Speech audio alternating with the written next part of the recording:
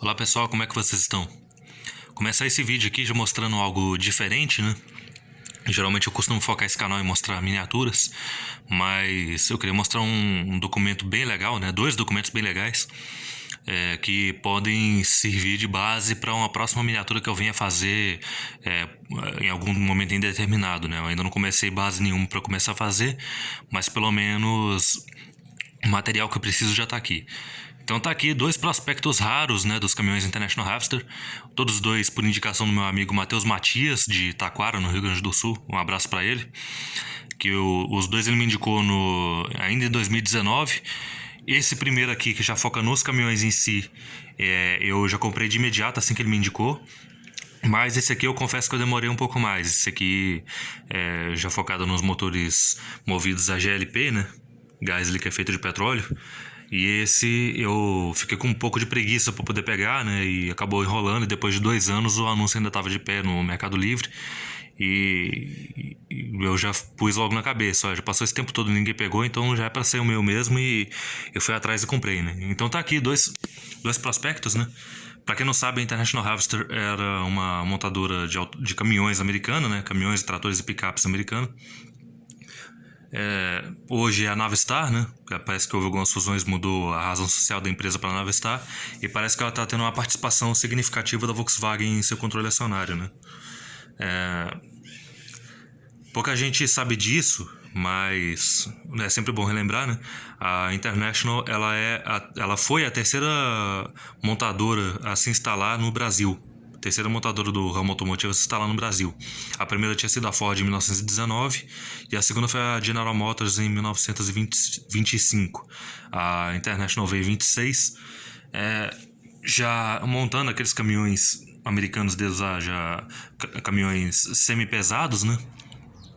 E tratores também, alguns picapes. E lá na década de 50, quando começou aquele incentivo do GEA, né, promovido pelo governo Juscelino para instalação das montadoras aqui, por alguma razão a International ela foi a última daquele período a se instalar efetivamente como fabricante. Até então ela estava só como montadora, né? E somente a partir de 1959 que ela começou a fabricar efetivamente seus caminhões aqui, se eu não me engano com o N180, que era basicamente esse mesmo caminhão aqui, só que em vez de ter 4 faróis eram apenas 2 faróis circulares, e tinha um motor de 6 cilindros em linha a gasolina. E lá para 1960 ou 61 que entrou esse caminhão aqui, que é o NV 184, que já era 4 faróis e motor V8 a gasolina, motor 5.2, né, praticamente um 318 dos Dodge, com 180 HP. Pelo que eu vi numa live com o senhor Renato Zirk, que era um dos heads de engenharia da Simca e posteriormente da Chrysler, ele tinha sido estagiário na International, né? Ao que tudo indica, parece que o pessoal da Chrysler, quando adquiriu as instalações da International, eles aproveitaram os moldes do bloco de motor deles, do motor dos caminhões International, ou Internacional, como o pessoal mais antigo fala, né? Aproveitou os moldes da fundição do bloco do motor do NV184 e adaptou para transformá-lo no 318 Chrysler. Mas tipo assim, apesar dessa informação vindo do Renato Zica, eu não tenho como comprovar 100% se era isso ou não.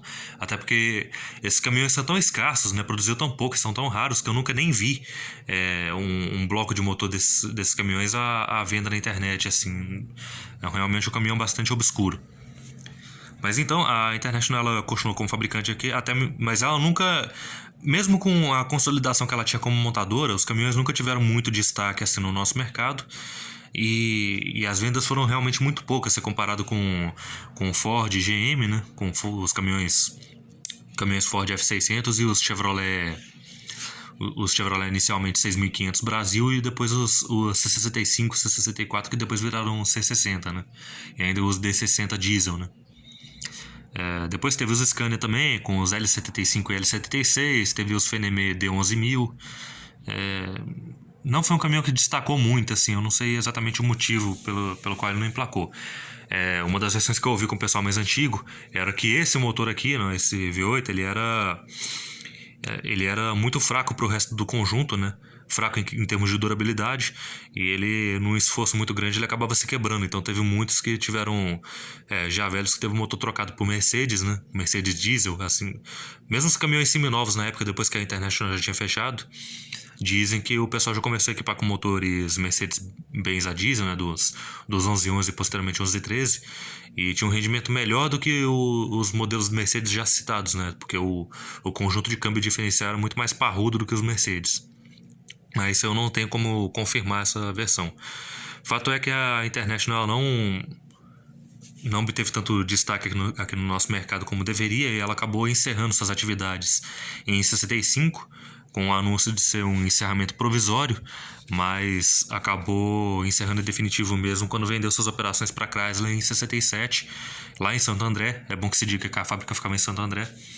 E aí, essa fábrica de Santo André passou a ser utilizada pela Chrysler para fundir os V8 318 e para fabricar os caminhões e picapes, a picape D100, os caminhões D400, D400, D700, D900, D950 e vários outros que saíram depois. Uma coisa interessante é que também teve, esse catálogo aqui foca só no caminhão a gasolina, mas lá para 63 ou 64, assim, na véspera do fechamento, a International, para poder dar uma alavancada nas vendas, aproveitando o nicho que estava surgindo de caminhões a diesel, né, que estava começando a crescer cada vez mais, eles lançaram o N184D, que era movido com motor Perkins. Eu só não sei exatamente qual o motor Perkins que era, mas era um Perkins 6 cilindros, provavelmente o mesmo que equipava os Ford e Chevrolet da época. Mas vamos focar aqui no prospecto. Eu já falei demais da história da International. Vamos focar aqui. Aqui é um prospecto muito legal, esse colorido aqui, já focando no caminhão. Ele não tem data, mas eu acredito que seja por volta de 61, quando saiu o NV184. Aqui o foco direto aqui no motorzão, né? No motor 5.2 a gasolina V8. Aí já tá aqui um motor feito por um fabricante de caminhões, exclusivamente para caminhões. Já dando uma alfinetada pelo menos no caso ali dos outros, né? Aqui, ó.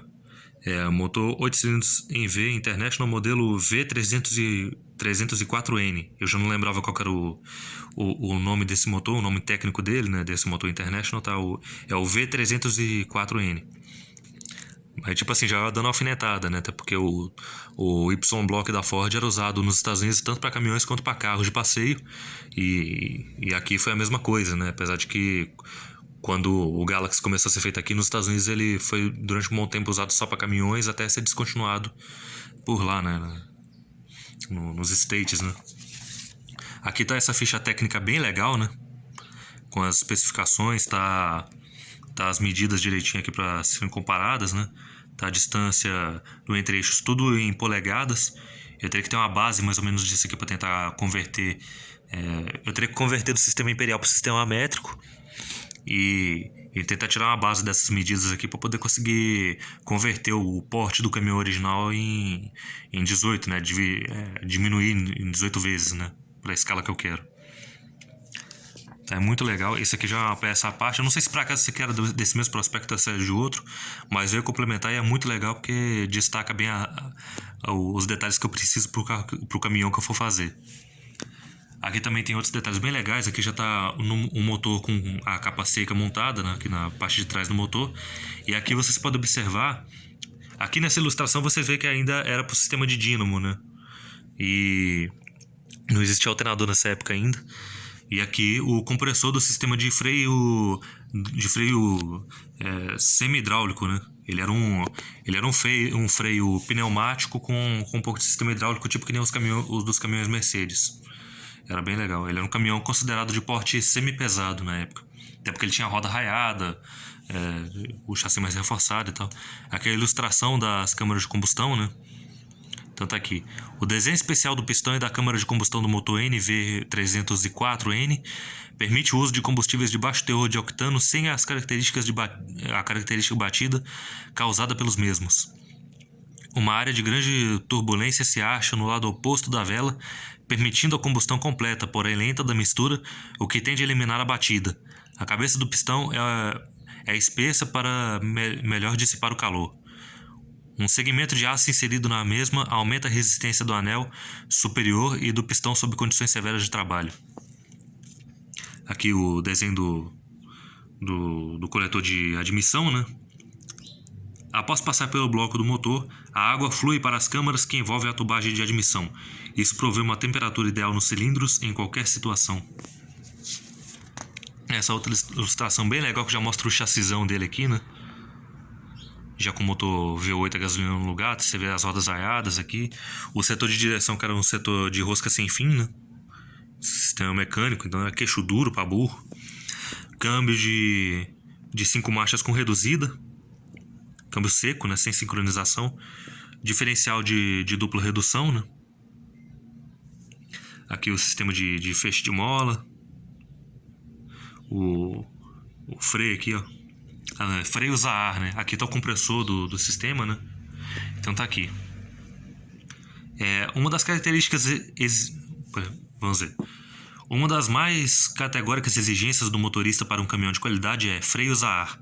Embora de fabricação mais cara, os freios a ar garantem, pela sua natureza, uma operação mais suave, segura e econômica. Freios a ar significam a eliminação das borrachas que mais cedo ou mais tarde se deterioram. E a sua aplicação é mais leve e suaviza o trabalho do motorista, principalmente em serviços que requerem paradas repetidas como as de movimentação da terra, tráfego por estradas montanhosas e centros urbanos. Com mais de 3.600 cm² de área de frenagem, o NV184 pode ser parado facilmente com um pequeno esforço por parte do operador. As lonas têm bastante espessura para permitirem um serviço mais longo sem precisar de substituição. Esses detalhes aqui meio que já prova que ele era um caminhão mais caro do que os outros. É uma coisa que eu já não me lembrava, né? Questão de preço de tabela. Acho que o meu amigo Matheus tinha visto isso. Ele era mais caro que os outros. Talvez tenha sido um dos fatores que levou ao fim desse caminhão no Brasil, né? Aqui a cabine dele era uma cabine bem simples, se a gente for analisar, né? Como os caminhões da época. Tapete de borracha, banco de napa sem nenhum desenho, forração de porta na lata, o painel bem simples, né, com mostrador do lado do motorista, volante de 4 raios de baquelite, painel sem ser acolchoado, né? Então ele era voltado para o trabalho. A gente vê como é que apesar das ditas inovações técnicas da época, né, como é que o caminhoneiro sofria naquele tempo, né? Caminhão sem ar-condicionado, sem conforto nenhum, a cabine não tinha molejo, né? Bicho duro pra caramba, sem direção hidráulica. Os caras eram verdadeiros heróis, né? Eu até tiro o chapéu pros meus dois avós, né? O meu avô materno, que já é falecido, e o meu avô paterno, que ainda é vivo, os dois já foram caminhoneiros. E o que eles sofreram na mão de caminhão Mercedes, Chevrolet, daqueles tempos, cara, os melhores caminhões da época não tá no gibi. Aqui, ó. A melhor escolha pelo melhor preço. Aqui tá essa ilustração linda, maravilhosa aqui desse. Todas as ilustrações são lindas, né? A gente vê esse outro aqui, caminhão baú, né? Esse NV184 baú. Tá esse outro aqui puxando uma carreta, né? O cavalo mecânico puxando carreta de um eixo só. Que é coisa difícil hoje em dia. Quase nenhum caminhão cavalo mecânico puxa carreta de um eixo mais. E na época era muito comum, né? Hoje em dia sumiu isso. Deixa eu ver essa... Tem a outra ilustração da capa, né? Que é esse caminhão toco, né? Com a carroceria de madeira com lona cobrindo a carga. Tem essa linda, maravilhosa aqui. Provavelmente numa mineração, né? Com um caçamba basculante, todo vermelhão, lindo pra caramba. E ainda uma coisa legal, né? Esse coisa já fala muito mais de parte técnica. Então preço não tem. Só se for puxar por jornais da época, nesses arquivos digitais, dá pra ver os preços. Mas meio que complementar a isso, né? Lá pros últimos anos de produção desse caminhão, a International ela fez duas coisas. Ela lançou o N184D, que era movido motor Perkins diesel, que teve uma aceitação razoável, né? Assim, melhor aceitação do que os caminhões International a gasolina, apesar de não ter vendido quase nada, né? E praticamente em paralelo ao lançamento da versão com motor Perkins diesel, surgiu com o motor o NV184 V8, mas movido a GLP, né? Aqui era a sigla em inglês, né? LPG, né?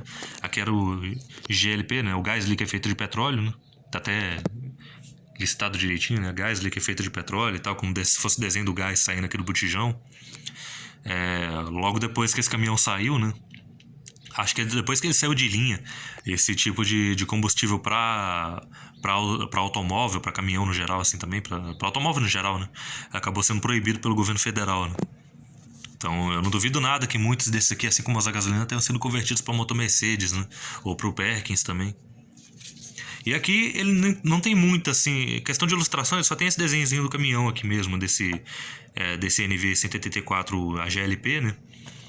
Tem só o desenho dele aqui, tem essa ilustração. Aqui já se nota que já era o V8 mesmo, né? Era o mesmo V8 da versão a gasolina convertido para ser movido a GLP. Tem esse desenho no botijão. Mas ele é muito simplório, ele é muito mais texto do que ilustração. Mas mesmo assim ele é muito legal para informações e tudo. Beleza? Eu vou encerrar aqui agora, eu tô recebendo uma ligação aqui, eu tenho compromisso para resolver agora. Um abraço a todos aí e até a próxima.